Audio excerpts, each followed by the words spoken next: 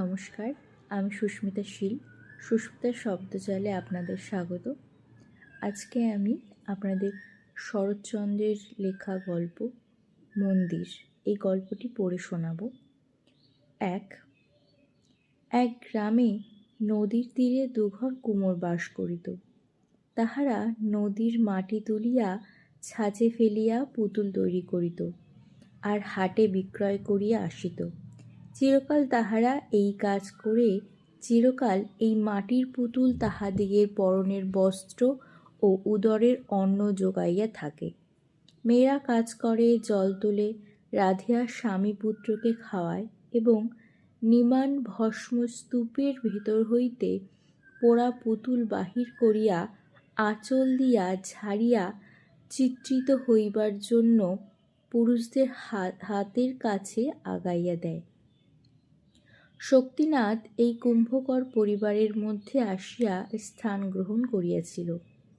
রোগক্লিষ্ট ক্ষীণদেহ এই ব্রাহ্মণ কুমার তাহার বন্ধুবান্ধব, খেলাধুলা, লেখাপড়া সব ছাড়িয়া দিয়া এই মাটির পুতুলের পানে আকস্মাৎ একদিন ঝুঁকিয়া পড়িল।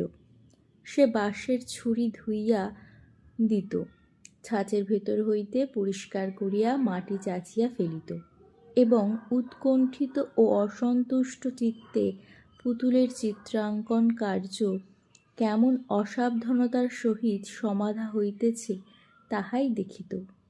কালি দিয়া পুতুলের ভুরু, চক্ষু, ওষ্ঠ প্রভৃতি লিখিত হইত। কোনটার ভুরু মোটা, কোনটার আধখানা, কাহারো বা ওষ্ঠের নিচে কালির আঁচড় লাগিয়া থাকিত। শক্তিনাথ অধীর উৎসুককে আবেদন করিত, সরকার দাদা, অমন তাচ্ছিল্য করে আঁকছ কেন? সরকার দাদা অর্থাৎ কারিগর সস্নেহে হাসিয়া জবাব দিত, বামুন ঠাকুর, ভালো করে আঁকতে গেলে বেশি দাম লাগে। অত কে দেবে বলো? 1 পয়সার পুতুল তো আর 4 পয়সায় বিকোবে না। 2 এই সহজ কথাটার অনেক আলোচনা করিয়াও শক্তিনাথ আধখানা মাত্র বুঝিয়াছিল। 1 পয়সার পুতুল ঠিক পয়সায় বিকইবে, তাহার ভুরু থাকুক, আধখানা ভুরু নাই থাকুক, 2 চক্ষু সমান অসমান যাই হইউক, সেই 1 পয়সা। মিছি কে এত পরিশ্রম করিবে? পুতুল কি কিনিবে বালক, 2 দণ্ড তাহাকে আদর করিবে, শোয়াইবে, বসাইবে, কোলে করিবে, তারপর ভাঙিয়া ফেলিয়া দেবে, এই তো। শক্তিনাথ বাটি হইতে সকালবেলা যে মুড়ি কাপড়ে বাঁধিয়া আনিয়াছিল তাহার ভুক্তাবশিষ্ট এখনো বাঁধা আছে। তাহাই খুলিয়া অতিশয় অন্যমনস্কভাবে চিবাইতে ছড়াইতে সে তাহাদের জীর্ণ বাটির প্রাঙ্গণে আসিয়া দাঁড়াইল। বাটিতে কেহ নাই। ভগ্ন স্বাস্থ্যের বৃদ্ধ পিতা জমিদার বাটিতে মদনমোহন ঠাকুরের পূজা করিতে গিয়াছেন। ভেজা আলো চাল, কলা, মূলা প্রভৃতি উৎসর্গকৃত নৈবেদ্যে বাঁধিয়া আনিবেন, তাহার পর পাক করিয়া পুত্রকে খাওয়াইবেন, নিজেও খাইবেন। বাড়ির উঠান কুতফুল, করবী ফুল ও শেফালি ফুল গাছে পূর্ণ। গৃহলক্ষ্মীহীন বাটিটির সর্বত্রই জঙ্গল, কিছুতে শৃঙ্খলা নাই, কাহারও পরিপাট্য নাই। বৃদ্ধ ভট্টাচার্য মধুসূদন কোনরূপে দিনপাত করেন। শক্তিনাথ ফুল পাড়িয়া, ডাল নাড়িয়া, পাতা ছিঁড়িয়া উঠানময় অন্যমনস্কভাবে ঘুরিয়া বেড়াইতে লাগিল। প্রতিদিন সকালবেলা শক্তিনাথ কুমোর বাড়ি যায়। আজকাল সে পুতুলে রং দিবার অধিকার পাইয়াছে। তাহার সরকার দাদা সযত্নে সবচেয়ে ভালো পুতুলটা তাহাকে বাছিয়া দিয়া বলে, নাও দাদা ঠাকুর, তুমি চিত্রিত করো। দাদা ঠাকুর একবেলা ধরিয়া একটি পুতুল চিত্রিত করে। হয়তো খুব ভালোই হয়, তবু 1 পয়সার বেশি দাম ওঠে না। সরকার দাদা কিন্তু বাটি আসিয়া বলে, বামুন ঠাকুরের চিত্রি করা পুতুলটি 2 পয়সায় বিকিয়েছে। শুনিয়া শক্তিনাথের আর আনন্দ ধরে না। 3 এ গ্রামের জমিদার কায়স্থ, দেবদ্বিজে তাহার বাড়াবাড়ি ভক্তি। গৃহদেবতার নিকষ নির্মিত মদনমোহন বিগ্রহ, পার্শ্বে সুবর্ণ রঞ্জিত শ্রীরাধা অচ্যুত মন্দিরের রৌপ্য সিংহাসনে তাহারই প্রতিষ্ঠিত। বৃন্দাবন লীলায় কত অপরূপ চিত্র মন্দির গাত্র সংলগ্ন। উপরে কিংখাপের চন্দ্রতপ, তাহাতে শতশাখার ঝাড় দুলিতেছে।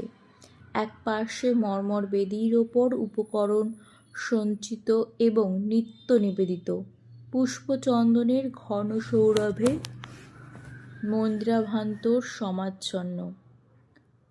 বুঝি স্বর্গসুখ ও সৌন্দর্যের কথা স্মরণ করিয়াই দিতে এইরূপ পুষ্প ও গন্ধপূজার প্রথম উপাচার হইয়া আছে এবং তাহারই সুকোমল সুরভি বায়ুর স্তরে স্তরে সঞ্চিত হইয়া মন্দির বায়ুকে নিবিড় করিয়া রাখিয়াছে। 4. অনেক দিনের কথা বলিতেছি। জমিদার রাজনারায়ণবাবু যখন পৌরত্বের সীমায় পা দিয়া প্রথম বুঝিলেন যে এ জীবনের ছায়া ক্রমশ দীর্ঘ ও অস্পষ্ট হইয়া আসিতেছে, সেদিন সর্বপ্রথম বুঝিলেন যে এ জমিদারি ও ধনৈশ্বর্য ভোগের মেয়াদ প্রতিদিন কমিয়া আসিতেছে। প্রথম যেদিন মন্দিরের এক পাশে দাঁড়াইয়া চোখ দিয়া অনুতাপাশ্রু বিগলিত হইয়াছিল, আমি সেই দিনই কথা বলিতেছিলাম। তখন তাহার একমাত্র কন্যা অপর্ণা 5 বৎসরের বালিকা। পিতার পায়ের কাছে দাঁড়াইয়া এক মনে সে দেখিত মধুসূদন ভট্টাচার্য চন্দন দিয়া কালো পুতুলটি চর্চিত করিতেছেন, ফুল দিয়া সিংহাসন বেষ্টন করিতেছেন এবং তাহারই স্নিগ্ধ গন্ধ আশীর্বাদের মতো যেন তাহাকে স্পর্শ করিয়া ফিরিতেছেন। সেই দিন হইতে প্রতিদিনই এই বালিকা সন্ধ্যার পর পিতার সহিত ঠাকুরের আরতি দেখিতে আসিত এবং এই মঙ্গল উৎসবের মধ্যে অকারণে বিভোর হইয়া চাহিয়া থাকিত। ক্রমে অপর্ণা বড় হইতে লাগিল। হিন্দুর মেয়ে ঈশ্বরের ধারণা যেমন করিয়া হৃদয়ঙ্গম করে সেও তাহাই করিতে লাগিল এবং পিতার নিতান্ত আদরের সামগ্রী এই মন্দিরটি যে তাহারও বক্ষ শোণিতের মতো, একথা সে তাহার সমস্ত কর্ম ও খেলাধুলার মধ্যে প্রমাণ করিতে বসিল। সমস্ত দিন এই মন্দিরের কাছাকাছি থাকিত এবং একটি শুষ্ক তৃণ বা একটি শুষ্ক ফলও সে মন্দিরের ভেতরে পড়িয়া থাকা সহ্য করিতে পারিত না। এক ফোঁটা জল পড়িলে সে সযত্নে আঁচল দিয়া তাহা মুছাইয়া লইত। রাজনারায়ণবাবুর দেবনিষ্ঠা লোকে বাড়াবাড়ি মনে করিত, কিন্তু অপর্ণার দেবসেবা পরায়ণতা সে সীমাও অতিক্রম করিতে উদ্যত হইল। সাবেক পুষ্পপাত্রে আর ফুল আটে না, একটা বর আসিয়াছে। চন্দনের পুরাতন বাটিটা বদলাইয়া দেওয়া হইয়াছে। ভোজ্য ও নৈবেদ্যের বরাদ্দ ঢের বাড়িয়া গিয়াছে। এমনকি নিত্য নতুন ও নানাবিধ পূজার আয়োজন ও তাহার নিখুঁত বন্দোবস্তের মাঝে পড়িয়া বৃদ্ধ পুরোহিত পর্যন্ত শশব্যস্ত হইয়া উঠিলেন। জমিদার রাজনারায়ণবাবু এসব দেখিয়া শুনিয়া ভক্তিস্নেহে গাঢ়স্বরে কহিতেন, ঠাকুর আমার ঘরে তাহার নিজের সেবার জন্য লক্ষ্মীকে পাঠাইয়া দিয়াছেন, তোমরা কেহ কিছু বলিও না।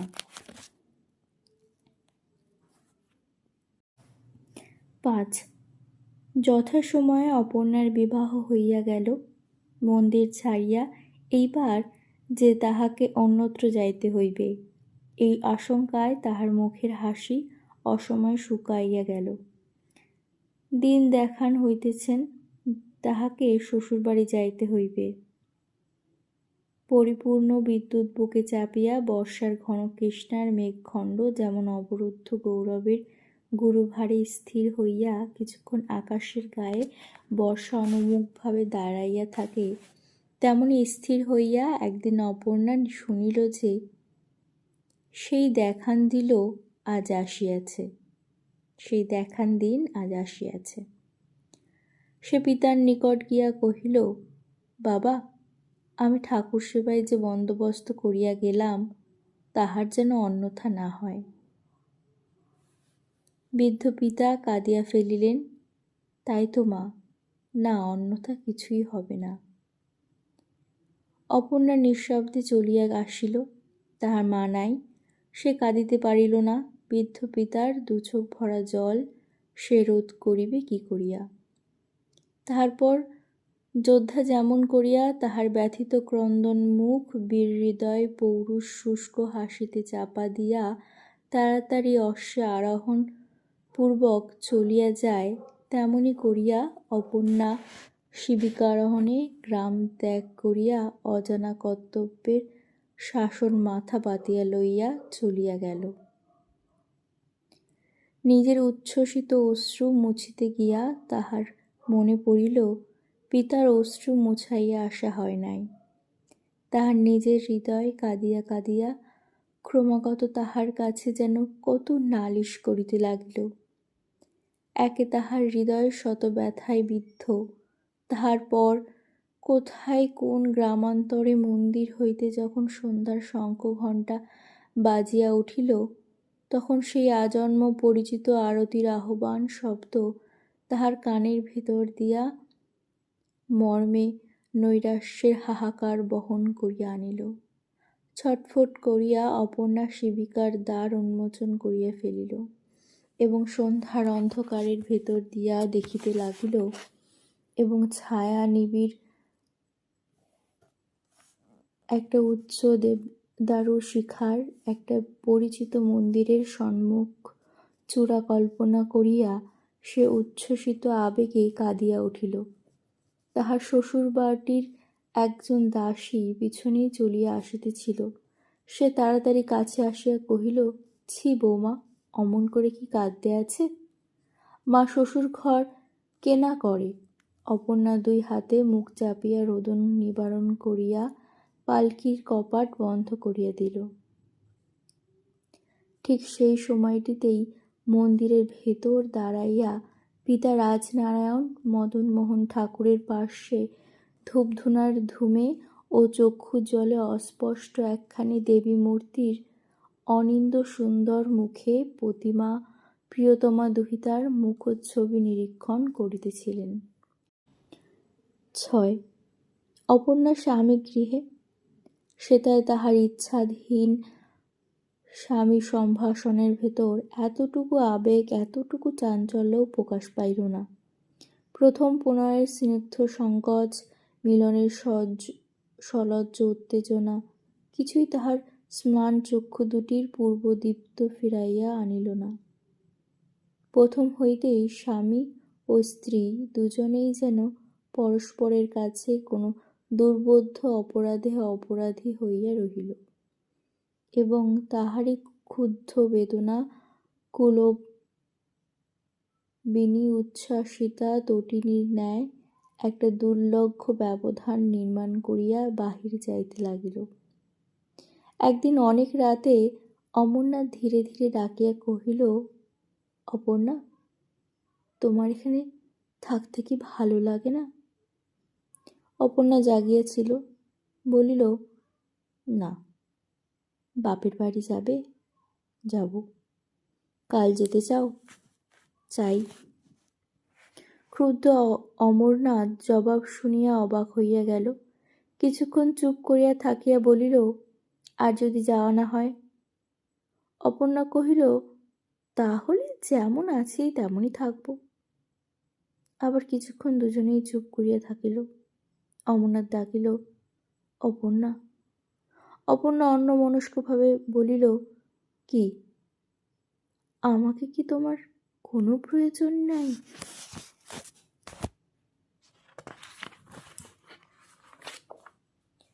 অপর্ণা গায়ের কাপড় চোপড় সর্বাঙ্গে বেশ করিয়া টানিয়া দিয়া সশব্দে শুইয়া বলিল, ওসব কথায় বড় ঝগড়া হয়, ওসব কথা বলো না। ঝগড়া হয়? কি করে জানলে? জানি, আমাদের বাপের বাড়িতে মেজদা ও মেজবউ এই নিয়ে নিত্য কলহ করত। আমার ঝগড়া কলহ ভালো লাগে না। শুনিয়া অমরনাথ উত্তেজিত হইয়া কহিল, অন্ধকারে হাতড়াইয়া সে যেন এই কথাটাই এতদিন খুঁজিতেছিল। হঠাৎ আজ যেন তাহা হাতে ঠেলিয়া বলিয়া উঠিল, এসো অপর্ণা, আমরা ঝগড়া করি? এমন করে থাকার চেয়ে ঝগড়া কলহ ঢের ভালো। অপর্ণা স্থিরভাবে কহিল, ছি, ঝগড়া কেন করতে যাবে? তুমি ঘুমো। তাহার পর অপর্ণা ঘুমাইলেও কি জাগিয়া রহিল? সমস্ত রাত্রি জাগিয়া থাকিয়াও অমরনাথ বুঝিতে পারিল না। প্রত্যুষে উঠিয়া সন্ধ্যা পর্যন্ত সমস্ত দিন অপর্ণার কাজকর্ম ও জপে তপে কাটিয়া যায়। এতটুকু রঙ্গরস বা কৌতুকের মধ্যে সে প্রবেশ করে না। দেখিয়া তাহার সমবয়সীরা বিদ্রূপ করিয়া কত কি বলে। ননদেরা গোসাই ঠাকুর বলিয়া পরিহাস করে, তথাপি সে দলে মিশিতে পারিল না। কেবলই তাহার মনে হইতে লাগিল দিনগুলা মিছা কাটিয়া যাইতেছে, আর এই অলক্ষ্য আকর্ষণে তাহার প্রতি শোণিত বিন্দু সে পিতৃপ্রতিষ্ঠিত মন্দির অভিমুখে ছুটিয়া যাইবার জন্য পূর্ণিমার উদ্দোলিত সিন্ধু বাড়ির মতো হৃদয়ের কূলে উপকূলে অহরহ আছড়াইয়া পড়িতেছে। তাহার সংযম কিসে হইবে? ঘরকন্নার কাজে, না ছোটখাটো হাস্য পরিহাসে? ক্ষুদ্র অসুস্থ চিত্ত তাহার এই যে বিপুল ভ্রান্তি মাথায় করিয়া আপনা আপনি পাক খাইয়া মরিতেছে, তাহার নিকট স্বামীর আদর ও স্নেহ, পরিজনবর্গের প্রীতি সম্ভাষণ ঘেঁষিবে কি করিয়া? কি করিয়া সে বুঝিবে কুমারীর দেবসেবা দ্বারা নারীত্বের কর্তব্যের সবটুকু পরিসর পরিপূর্ণ করা যায় না? ৭. অমরনাথের বুঝিবার ভুল। সে উপহার লইয়া স্ত্রীর কাছে আসিয়াছে। বেলা তখন ৯টা-১০টা। স্থানান্তে অপর্ণা পূজা করিতে যাইতেছিল। গলার স্বর যতটা সম্ভব মধুর করিয়া অমর কহিল, অপর্ণা, তোমার জন্য কিছু উপহার এনেছি, দয়া করে নেবে কি? অপর্ণা হাসিয়া বলিল, নেব বই কি। অমরনাথ আকাশে চাঁদ হাতে পাইল। আনন্দে শৌখিন রুমালে বাঁধা একটা বাঁশলির ডালা খুলিয়া বলিল, ডালার উপরে অপর্ণার নাম সোনার জলে লেখা। এখন একবার সে অপর্ণার মুখখানি দেখিবার জন্য তাহার মুখের দিকে চাহিল, কিন্তু দেখিল মানুষের কাছের নকল চোখ পড়িয়া যেমন করিয়া চাহে, তেমনি করিয়া অপর্ণা তাহার পানে চাহিয়া আছে। দেখিয়া তাহার সমস্ত উৎসাহ এক নিমেষে নিভিয়া গিয়া যেন অর্থহীন এক ফোঁটা শুষ্ক হাসির মাঝে আপনাকে লুকাইয়া ফেলিতে চাহিল। লজ্জায় মরিয়া গিয়াও সে বাঁশলির ডালা খুলিয়া গোটাকতক কুণ্ডলিনীর শিশি আরো কি কি বাহির করিতে উদ্যত হইল। অপর্ণা বাধা দিয়া কহিল, এনেছ কি আমার জন্য? অমরনাথের হইয়া আর কে যেন জবাব দিল, হ্যাঁ, তোমার জন্যই এনেছি। দেলখোসগুলো। অপর্ণা জিজ্ঞাসা করিল, বাস্কটাও কি আমায় দিলে? নিশ্চয়। তবে আর কেন মিছে ওসব বের করবে? বাস্কতেই থাক। তা থাক, তুমি ব্যবহার করবে তো? আকস্মাৎ অপর্ণা ভ্রু কুঞ্চিত করিল। সমস্ত দুনিয়ার সহিত লড়াই করিয়া তাহার ক্ষত বিক্ষত হৃদয় পরাস্ত হইয়া বৈরাগ্য গ্রহণপূর্বক নিভৃতে চুপ করিয়া বসিয়াছিল। সহসা তাহার গায়ে এই স্নেহের অনুরোধ কুৎসিত বিদ্রূপের আঘাত করিল। চঞ্চল হইয়া সে তৎক্ষণাৎ প্রতিঘাত করিল, বলিল, নষ্ট হবে না, রেখে দাও। আমি ছাড়াও আরও অনেকে ব্যবহার করতে জানে। এবং উত্তরের জন্য অপেক্ষা মাত্র না করিয়া অপর্ণা পূজার ঘরে গিয়া প্রবেশ করিল। আর অমরনাথ বিহবলের মতো সে প্রত্যাখ্যাত উপহারের উপর হস্ত রাখিয়া সেইভাবেই বসিয়া রহিল। প্রথমে সে সহস্রবার মনে মনে আপনাকে নির্বোধ বলিয়া তিরস্কার করিল। বহুক্ষণ পরে সে দীর্ঘশ্বাস ফেলিয়া বলিল, অপর্ণা পাষাণী। তাহার চোখ জলে ভাসিয়া আসিল। সেইখানে বসিয়া একভাবে ক্রমাগত চক্ষু মুছিতে লাগিল। অপর্ণা তাহাকে যদি সুস্পষ্ট ভাষায় প্রত্যাখ্যান করিত, তাহা হইলে কথাটা অনুরূপ দাঁড়াইতে পারিত। সে যে প্রত্যাখ্যান না করিয়াও প্রত্যাখ্যানের সবটুকু জ্বালা তাহার গায়ে মাখাইয়া দিয়া গিয়াছে, ইহার প্রতিকার সে কি করিয়া করিবে? অপর্ণাকে তাহার পূজার আসন হইতে টানিয়া আনিয়া তাহারই সম্মুখে তাহার উপেক্ষিত উপহারটা নিজেই লাথি মারিয়া ভাঙিয়া ফেলিবে এবং সর্বসমক্ষে ভীষণ প্রতিজ্ঞা করিবে যে সে তাহার মুখ আর দেখিবে না।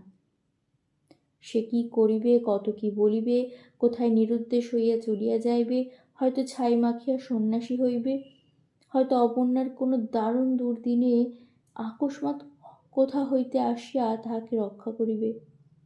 এমনি সম্ভব ও অসম্ভবের কত রকম উত্তর প্রত্যুত্তর বাদ প্রতিবাদ তাহার অপমান পীড়িত মস্তিষ্কের ভেতর অধীরতার আলোড়ন সৃষ্টি করিতে লাগিল। ফলে কিন্তু সে তেমনি বসিয়া রহিল এবং তেমনি কাঁদিতে লাগিল, কিন্তু কিছুতেই তাহার এই আগাগোড়া বিশৃঙ্খল সংকল্পের সুদীর্ঘ তালিকা সম্পূর্ণ হইয়া উঠিল না। ৮ তাহার পর 2 দিন 2 রাত্রি গত হইয়াছে। অমরনাথ ঘরে শুইতে আসে নাই। মা জানিতে পারিয়া বধূকে ডাকিয়া ঈষৎ ভর্ৎসনা করিলেন। পুত্রকে ডাকিয়া বুঝাইয়া বলিলেন, দিদি শাশুড়ি এই সূত্রে একটু রঙ্গ করিয়া লইলেন। এমনি সাতে পাঁচে ব্যাপারটা লঘু হইয়া গেল। রাতে অপর্ণা স্বামীর নিকট ক্ষমা ভিক্ষা চাহিল, বলিল, যদি মনে কষ্ট দিয়ে থাকি তো আমাকে ক্ষমা করো। অমরনাথ কথা কহিতে পারিল না। শয্যার এক প্রান্তে বসিয়া বিছানার চাদর বারবার টানিয়া পরিষ্কার করিতে লাগিল। সম্মুখেই অপর্ণা দাঁড়াইয়া, মুখে তাহার ম্লান হাসি। সে আবার কহিল, ক্ষমা করবে না? অমরনাথ মুখ নিচু করিয়াই বলিল, ক্ষমা কিসের জন্য? ক্ষমা করবার অধিকারই বা আমার কি? অপর্ণার স্বামীর 2 হাত আপনার হাতের ভিতর লইয়া বলিল, ও কথা বলো না। তুমি স্বামী, তুমি রাগ করে থাকলে কি আমার চলে? তুমি ক্ষমা না করলে আমি দাঁড়াবো কোথায়? কেন রাগ করেছো বলো? অমরনাথ আর্দ্র হইয়া কহিল, রাগ তো করি নাই। করো নাই তো? না, অপর্ণা কলহ ভালোবাসিত না। বিশ্বাস না করিয়াও বিশ্বাস করিল। কহিল, তাই ভালো। তাহার পর নিতান্ত নির্ভাবনায় বিছানার এক প্রান্তে শুইয়া পড়িল। অমরনাথ কিন্তু ভারী আশ্চর্য হইয়া গেল। অন্যদিকে মুখ ফিরাইয়া কেবলই সে মনে মনে তর্ক বিতর্ক করিতে লাগিল যে এ কথা তাহার স্ত্রী বিশ্বাস করিল কি করিয়া। সে যে 2 দিন আসে নাই, দেখা করে নাই, তথাপি সে রাগ করে নাই, এটা কি বিশ্বাস করিবার কথা? এত কাণ্ড এত শীঘ্র মিটাইয়া সব বিথাল হইয়া গেল। তাহার পর যখন সে বুঝিতে পারিল অপর্ণা সত্যই ঘুমাইয়া পড়িয়াছে, তখন সে একেবারে উঠিয়া বসিল এবং দ্বিধাশূন্য হইয়া জোর করিয়া ডাকিয়া ফেলিল, অপর্ণা, তুমি বুঝি ঘুমোচ্ছ? ও অপর্ণা! অপর্ণা জাগিয়া উঠিল, বলিল, ডাকছ? হ্যাঁ, কাল আমি কলকাতায় যাব। কই, সে কথা তো আগে শুনি নাই। এত শীঘ্র তোমার কলেজের ছুটি ফুরল? আরও 2 দিন থাকতে পারো না? না, আর থাকা হয় না। অপর্ণা একটু ভাবিয়া জিজ্ঞাসা করিল, তুমি কি আমার উপর রাগ করে যাচ্ছ? ইহা যে সত্য কথা অমরনাথ তাহা জানিত, কিন্তু সে কথা সে স্বীকার করিতে পারিল না। সংকোচ আসিয়া তাহার যেন কোচায় খুঁটি ধরিয়া টানিয়া ফেলাইল। আশঙ্কা পারিল না। সংকোচ আসিয়া তাহার যেন কোচার খুঁট ধরিয়া টানিয়া ফিরাইল।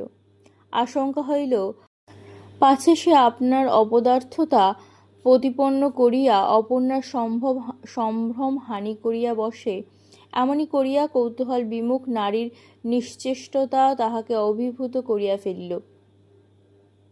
স্বামিত্বে যেটুকু তেজ সে তাহার স্বাভাবিক অধিকার হইতে গ্রহণ করিয়াছিল, সেটুকু এই 4-5 মাস ধরিয়া দিনে দিনে অপর্ণা আকর্ষণ করিয়া লহিয়াছে।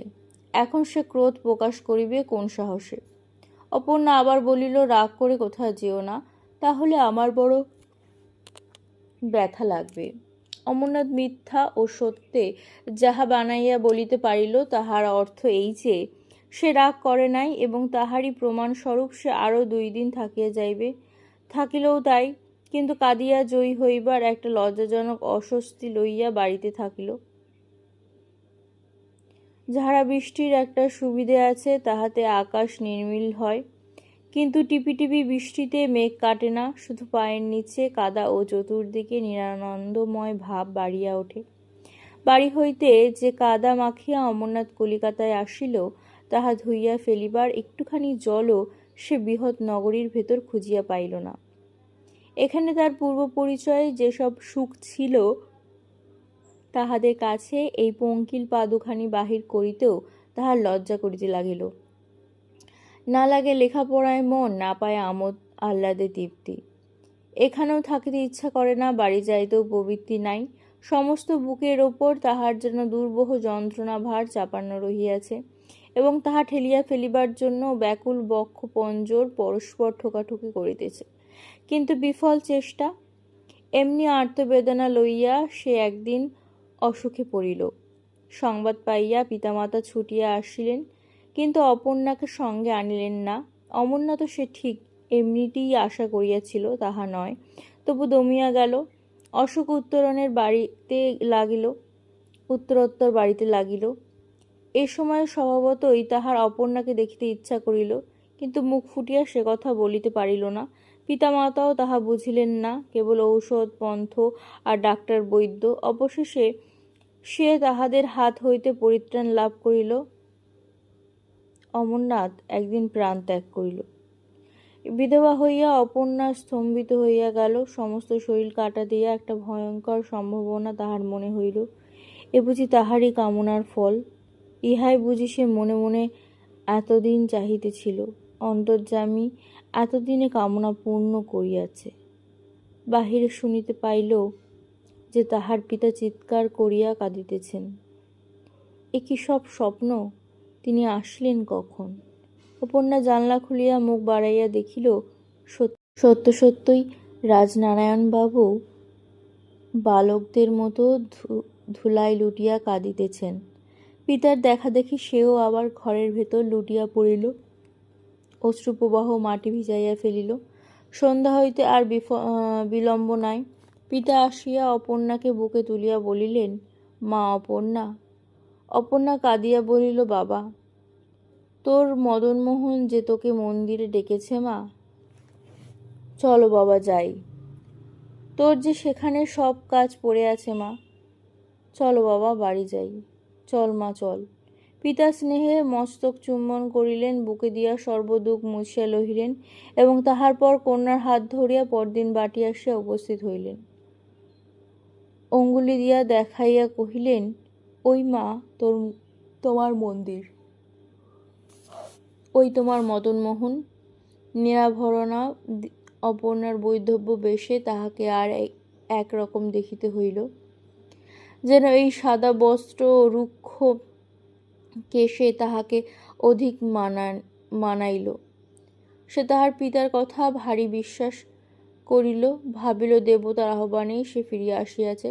ঠাকুরের মুখে যেন তাই হাসি, মন্দির যেন তাই শতগুণ সৌরভ। নিজে যেন সে এ পৃথিবীর অনেক উচ্চে এইরূপ মনে হইল। সে স্বামী নিজের মরণ দিয়া তাহাকে পৃথিবীর এত উচ্চে রাখিয়া গিয়াছে, সেই মৃত স্বামীর উদ্দেশ্যে শতবার প্রণাম করিয়া অপর্ণা তাহার অক্ষয় স্বর্গ কামনা করিল। 10. শক্তিনাথ একমনে ঠাকুর গড়িতেছিল। পূজা করার চেয়ে ঠাকুর তৈরি করিতে সে অধিক ভালোবাসিত।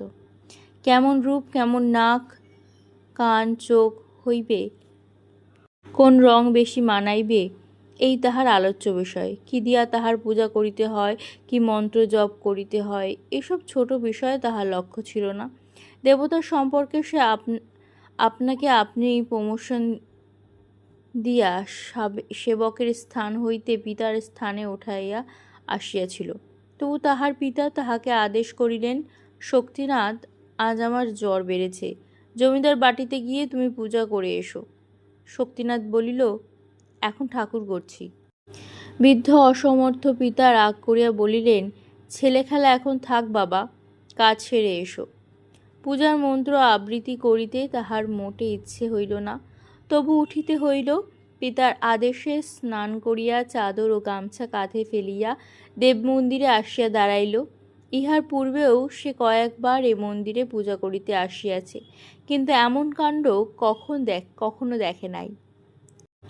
এত পুষ্পগন্ধ, এত ধূপধুনার আড়ম্বর, ভোজ্য নৈবেদ্যের এত বাহুল্য তার ভারী ভাবনা হইল, এত লইয়া সে কি করিবে, কিরূপ কাহার পুজো করিবে। সকলের চেয়ে সে অপর্ণাকে দেখিয়া আশ্চর্য হইয়া গেল। এ কে, কোথা হইতে আসিয়াছে, এতদিন কোথায় ছিল? অপর্ণা কহিল, তুমি কি ভট্টাচার্য মহাশয়ের ছেলে? শক্তিনাথ বলিল, হ্যাঁ। তবে পা ধুয়ে পূজা করতে বসো। পূজা করিতে বসিয়া শক্তিনাথ আগাগোড়া ভুলিয়া গেল। একটা মন্ত্রও তাহার মনে পড়ে না। সেদিকে তাহার মনও নাই, বিশ্বাসও নাই। শুধু ভাবিতে লাগিল, এ কেন, এত রূপ, কি জন্য বসিয়া আছে ইত্যাদি। পূজার পদ্ধতি ওলটপালট হইতে লাগিল। কখনো ঘণ্টা বাজায়, কখনো ফুল ফেলিয়া নৈবেদ্যের ওপর জল ছিটাইয়া। এই অজ্ঞ নূতন পুরোহিতটি যে পূজার কেবল ভান করিতেছে মাত্র, বিজ্ঞ পরীক্ষকের মতো পেছনে বসিয়া অপর্ণা সব বুঝিল। চিরদিন দেখিয়া দেখিয়া এসব ভালো করিয়াই জানে। শক্তিনাথ তাহাকে ফাঁকি দিবে কি করিয়া। পূজা বসানে কঠিন স্বরে অপর্ণা কহিল, তুমি বামুনের ছেলে, অথচ পুজো করতে জানো না? শক্তিনাথ বলিল, জানি, ছাই জানো। শক্তিনাথ বিহবলের মতো একবার তাহার মুখ পানে চাহিল, তাহার পর চলিয়া যাইতে উদ্যত হইল। অপর্ণা ডাকিয়া ফিরাইয়া বলিল, ঠাকুর, এসব বেঁধে নিয়ে যাও, কিন্তু কাল আর এসো না। তোমার বাবা আরোগ্য হলে তিনি আসবেন। অপর্ণা নিজেই তাহার চাদর ও গামছা সমস্ত বাঁধিয়া তাহাকে বিদায় করিল। মন্দিরের বাহিরে আসিয়া শক্তিনাথ বারবার শিহরিয়া উঠিল। এদিকে অপর্ণা নতুন করিয়া পূজার আয়োজন করিয়া অন্য ব্রাহ্মণ ডাকিয়া পূজা শেষ করিল। 11। 1 মাস গত হইয়াছে। আচার্য যদুনাথ জমিদার রাজনারায়ণবাবুকে বুঝাইয়া বলিতেছেন, আপনি তো সমস্তই জানেন, বড় মন্দিরে বৃহৎ পূজা ভট্টাচার্যের ছেলের দ্বারা কিছুতেই সম্পন্ন হইতে পারে না। রাজনারায়ণবাবু সায় দিয়া বলিল, অনেকদিন হলো অপর্ণাও ঠিক এই কথাই বলেছিল। আচার্য মুখমণ্ডল আরো গম্ভীর করিয়া কহিলেন, তা তো হবেই, তিনি হলেন সাক্ষাৎ লক্ষ্মী স্বরূপা, তার কি কিছু অগোচর আছে? জমিদারবাবু ঠিক এই বিশ্বাস। আচার্য কহিতে লাগিলেন, পুজো আমিই করি, আর যেই করুক, ভালো লোক চাই। মধু ভট্টাচার্য যতদিন বেঁচে ছিলেন তিনিই পূজা করেছেন। এখন তার পুত্রের পৌরোহিত্য করা উচিত, কিন্তু সে তো মানুষ নয়, কেবল পট আঁকতে পারে, পুতুল গড়তে জানে, পূজা অর্চনায় কিছুই জানে না। রাজনারায়ণ বাবু অনুমতি দিলেন, পূজা আপনি করবেন, তবে অপর্ণাকে একবার জিজ্ঞাসা করে দেখব। পিতার নিকট একথা শুনিয়া অপর্ণা মাথা নাড়িয়া বলিল, তাও কি হয়? বামুনের ছেলে, নিরশ্রয়, কোথায় তাকে বিদায় করব? যেমন জানে তেমনি পূজা করবে, ঠাকুর তাতেই সন্তুষ্ট হবেন। কন্যার কথায় পিতার চৈতন্য হইল। এতটা আমি ভেবে দেখি নাই। মা, তোমার মন্দির, তোমার পূজা, তোমার যা ইচ্ছা তাই করো, যাকে ইচ্ছা ভার দিও। একথা বলিয়া পিতা প্রস্থান করিলেন। অপর্ণা শক্তিনাথকে ডাকিয়া আনিয়া পূজার ভার দিল। বকুনি খাইয়া অবধি সে আর এদিকে আসে নাই। মধ্যে তাহার পিতার মৃত্যু হইয়াছে, সে নিজেও রুগ্ন। শুষ্ক মুখে তাহার শোক দুঃখের চিহ্ন দেখিয়া অপর্ণার মায়া হইল। কহিল, তুমি পূজা করো, যা জানো তাই করো, তাতেই ঠাকুর তৃপ্ত হবেন। এমন স্নেহের স্বরে শুনিয়া তাহার সাহস হইল। সাবধান হইয়া মন দিয়া পূজা করিতে বসিল। পূজা শেষ হইলে অপর্ণা নিজের হাতে যে সে যাহা খাইতে পারে বাঁধিয়া দিয়া বলিল, বেশ পূজা করেছ বামুন ঠাকুর, তুমি হাতে রেখে খাও। কোনোদিন রাধি, কোনোদিন যেদিন জ্বর হয় সেদিন আর রাঁধতে পারি না। তোমার কি কেউ নাই? না। শক্তিনাথ চলিয়া গেল। অপর্ণা তাহার উদ্দেশ্যে বলিল, আহা, দেবতার কাছে যুক্ত করে তাহার হইয়া প্রার্থনা করিল, ঠাকুর, ইহার পূজার তুমি তো সন্তুষ্ট হইও, ছেলে মানুষের দোষ অপরাধ লইও না। সেদিন হইতে প্রতিদিন অপর্ণার দাসী দ্বারা সংবাদ লইত, সে কি খায়, কি করে, কি তাহার প্রয়োজন। নিরাশ্রয় মামুন কুমারটিকে সে তাহার অজ্ঞাতসারে আশ্রয় দিয়া তাহার সমস্ত ভার স্বেচ্ছায় মাথায় তুলিয়া লইল, এবং সেই দিন হইতে এই কিশোর কিশোরী তাহাদের ভক্তি স্নেহ ভুল ভ্রান্তি সব এক করিয়া এই মন্দিরটাকে আশ্রয়পূর্বক জীবনের বাকি কাজগুলিকে করিয়া দিল। শক্তিনাথ পূজা করে, অপর্ণা দেখাইয়া দেয়। শক্তিনাথ স্তব পাঠ করে, অপর্ণা মনে মনে তাহার সহজ অর্থ তাকে বুঝাইয়া দেয়। শক্তিনাথ গন্ধ পুষ্প হাতে দিয়া তুলিয়া লয়। অপর্ণা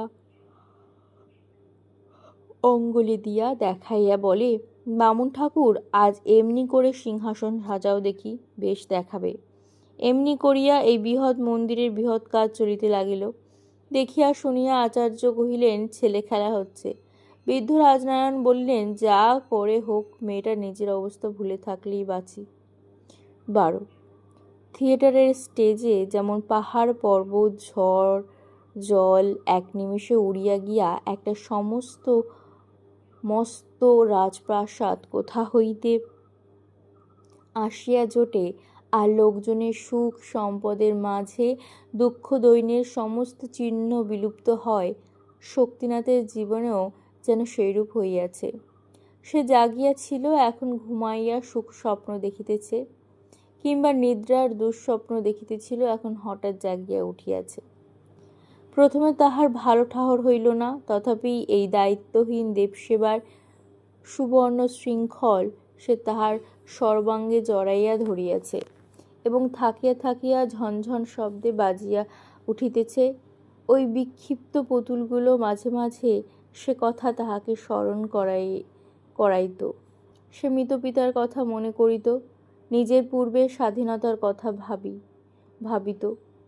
মনে হইত সে যেন বিকাইয়া গিয়াছে, অপর্ণা তাহাকে কিনিয়াছে।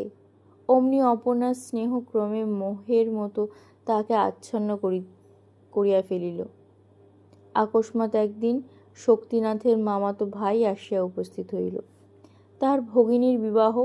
মামা কলিকাতায় থাকেন, সময় ভালো, কাজেই সুখের দিনে ভগিনীকে মনে পড়িয়াছে, যাইতেই হইবে। কলিকাতা যাইবে কথাটা শক্তিনাথের খুব ভালো লাগিল। সমস্ত রাত্রি সে দাদার নিকট বসিয়া কলকাতার সুখের গল্প, শোভার কাহিনী, সমৃদ্ধির বিবরণ শুনিয়া মুগ্ধ হইয়া গেল। পরদিন মন্দিরে যাইতে তাহার ইচ্ছা হইল না। বেলা বাড়িয়াছে দেখিয়া অপর্ণা ডাকিয়া পাঠাইল। শক্তিনাথ গিয়া বলিল, আজ আমি কলকাতায় যাব, মামা ডেকে পাঠিয়েছেন। বলিয়াই সে একটু সংকুচিত হইয়া দাঁড়াইল। অপর্ণা কিছুক্ষণ চুপ করিয়া রহিল, পরে কহিল, কবে ফিরে আসবে? শক্তিনাথ ভয়ে ভয়ে বলিল, মামা আসতে বললেই চলে আসব। অপর্ণা আর কিছু জিজ্ঞাসা করিল না। আবার সেই যদু আচার্য আসিয়া পূজা করিতে বসিলেন। আবার তেমনি করিয়া অপর্ণা পূজা দেখিতে লাগিল, কিন্তু কোথা কথা বলিবার আর তাহার প্রয়োজন হইল না, ইচ্ছাও ছিল না। কলিকাতায় আসিয়া বিবিধ বৈচিত্র্যে শক্তিনাথের বেশ দিন কাটিলেও কয়েকদিন পরেই বাড়ির জন্য তাহার মন কেমন করিতে লাগিল। সুদীর্ঘ অলস দিনগুলো আর যেন কাটিতে চাহে না। রাত্রে সে স্বপ্ন দেখিতে লাগিল, অপর্ণা যেন তাহাকে ক্রমাগত ডাকিতেছে, আর উত্তর না পাইয়া রাগ করিতেছে। একদিন সে মামাকে কহিল, আমি বাড়ি যাব। মামা নিষেধ করিলেন, সে জঙ্গলে গিয়া আর কি হবে, ওইখানে লেখাপড়া করো, আমি তোমার চাকরি করে দেব। শক্তিনাথ মাথা নাড়িয়া চুপ করিয়া রহিল। মামা কহিলেন, তবে যাও। বড় বউ শক্তিনাথকে ডাকিয়া বলিলেন, ঠাকুরপো, কাল বুঝি বাড়ি যাবে? শক্তিনাথ বলিল, হ্যাঁ যাব। অপর্ণার জন্য মন কেমন করছে নাকি? শক্তিনাথ বলিল, হ্যাঁ। সে তোমাকে খুব যত্ন করে নয়? শক্তিনাথ মাথা নাড়িয়া করিল, খুব যত্ন করে। বড় বউ মুখ টিপিয়া হাসিলেন। তিনি অপর্ণার কথা পূর্বেই শক্তিনাথের নিকট শুনিয়া লইয়াছিলেন। বলিলেন, তবে ঠাকুরপো, এই দুটি জিনিস নিয়ে যাও, তাকে দিও, সে আরো ভালোবাসবে। বলিয়া তিনি একটা শিশির চিপি খুলিয়া খানিকটা দেলখোস শক্তিনাথের গায়ে ছড়াইয়া দিলেন। গন্ধ শক্তিনাথ পুলকিত হইয়া শিশি দুইটি চাদরে বাঁধিয়া লইয়া পরদিন বাটি ফিরিয়া আসিল। 13 শক্তিনাথ মন্দিরে প্রবেশ করিয়াছে, পূজা শেষ হইয়াছে। চাদরে সেই শিশি দুইটি বাঁধা আছে, কিন্তু দিতে সাহস হইতেছে না। এই কয়দিনে অপর্ণা তাহার নিকট হইতে এত দূরে সরিয়া গিয়াছে, মুখ ফুটিয়া কিছুতে বলিতে পারিল না। তোমার জন্য সাধ করিয়া কলকাতা হইতে ইহা আনিয়াছি। সুগন্ধে তোমার দেবতা তৃপ্ত হন, তাই তুমিও হইবে। এইভাবে 7-8 দিন কাটিল। নিত্য সে চাদরে বাঁধিয়া শিশি দুইটি লইয়া আসে, নিত্য ফিরাইয়া লইয়া যায়, আবার যত্ন করিয়া পরদিনের জন্য তুলিয়া রাখে। পূর্বের মতো একদিনও যদি অপর্ণা তাহাকে ডাকিয়া একটা কথাও জিজ্ঞাসা করিত, তাহা হইলে হয়তো সে তাহাকে তাহা দিয়া ফেলিত, কিন্তু এ সুযোগ আর কিছুতেই হইল না। আজ 2 দিন হইতে তাহার জ্বর হইতেছে, তবু ভয়ে ভয়ে সে মন্দিরে পূজা করিতে আসে। কি একটা অজানা আশঙ্কায় সে পীড়ায়ের কথাটাও বলিতে পারে না। অপর্ণা কিন্তু সংবাদ লইয়া জানিত যে 2 দিন হইতে শক্তিনাথ কিছু খায় নাই, অথচ পূজা করিতে আসিতেছে। অপর্ণা জিজ্ঞাসা করিল, ঠাকুর, তুমি 2 দিন হতে কিছু খাও নাই কেন? শক্তিনাথ শুষ্ক মুখে কহিল, আমার রাত্রে রোজ জ্বর হয়। জ্বর হয়? তবে স্নান করে পুজো করতে আসো কেন? এ কথা বলো নাই কেন? শক্তিনাথের চোখে জল আসিল।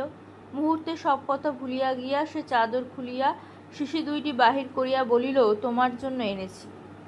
আমার জন্য? হ্যাঁ, তুমি সুগন্ধ ভালোবাসো না? উষ্ণ দুধ যেমন একটুখানি আগুনের তাপ পাইবামাত্র টকবক করিয়া ফুটিয়া ওঠে, অপর্ণার সর্বাঙ্গে রক্ত তেমনি করিয়া ফুটিয়া উঠিল। শিশি 2টি দেখিয়াই সে চিনিয়াছিল। গম্ভীরস্বরে বলিল, দাও। হাতে লইয়া অপর্ণা মন্দিরের বাহিরে যেখানে পুজো করা ফুল শুকাইয়া পড়িয়াছিল সেইখানে শিশি 2টি নিক্ষেপ করিল। আতঙ্কে শক্তিনাথের বুকে রক্ত জমাট বাঁধিয়া গেল। কঠিন স্বরে অপর্ণা কহিল, বামুন ঠাকুর, তোমার মনে এত? আর তুমি আমার সামনে এসো না, মন্দিরের ছায়াও মারিও না। অপর্ণা চম্পকাঙ্গুলি দিয়া বহির্নির্দেশ দেখাইয়া বলিল, যাও। আজ 3 দিন হইল শক্তিনাথ গিয়াছে, আবার যদু আচার্য পূজা করিতে বসিয়াছেন। আবার স্নান মুখে অপর্ণা চাহিয়া দেখিতেছে, এ যেন কাহার পূজা কে আসিয়া শেষ করিতেছে। পূজা সাঙ্গ করিয়া নৈবেদ্যের রাশি গামছায় বাঁধিতে বাঁধিতে আচার্য মহাশয় নিঃশ্বাস ফেলিয়া বলিলেন, ছেলেটা বিনা চিকিৎসায় মারা গেল। আচার্যের মুখ পানে চাহিয়া অপর্ণা জিজ্ঞাসা করিল, কে মারা গেল? তুমি বুঝি শোনো নাই? কয়দিনের জ্বরে শক্তিনাথ, ওই মধু ভট্টাচার্যের ছেলে, আজ সকালবেলা মারা পড়েছে। অপর্ণা তবুও তাহার মুখ পানে চাহিয়া রহিল। আচার্য দ্বারের বাইরে আসিয়া বলিলেন, পাপের ফলে আজকাল মৃত্যু হচ্ছে, দেবতার সঙ্গে কি তামাশা চলে মা? আচার্য চলিয়া গেলেন। অপর্ণা দ্বার রুদ্ধ করিয়া মাটিতে মাথা ঠুকিয়া কাঁদিতে লাগিল। সহস্রবার কাঁদিয়া জিজ্ঞাসা করিতে লাগিল, ঠাকুর, এ কার পাপে? বহুক্ষণ পরে সে উঠিয়া বসিল। চোখ মুছাইয়া সে সেই সকল শুষ্ক ফুলের ভেতর হইতে স্নেহের দান মাথায় করিয়া তুলিয়া লইল। মন্দিরের ভেতর আবার প্রবেশ করিয়া দেবতার পায়ের কাছে তাহা নামাইয়া দিয়া কাঁদিয়া উঠিল, ঠাকুর, আমি যা নিতে পারি নাই তা তুমি নাও। নিজের হাতে আমি কখনো তোমার পূজা করি নাই, আজ করছি, তুমি গ্রহণ করো, তৃপ্ত হও, আমার অন্য কামনা নাই।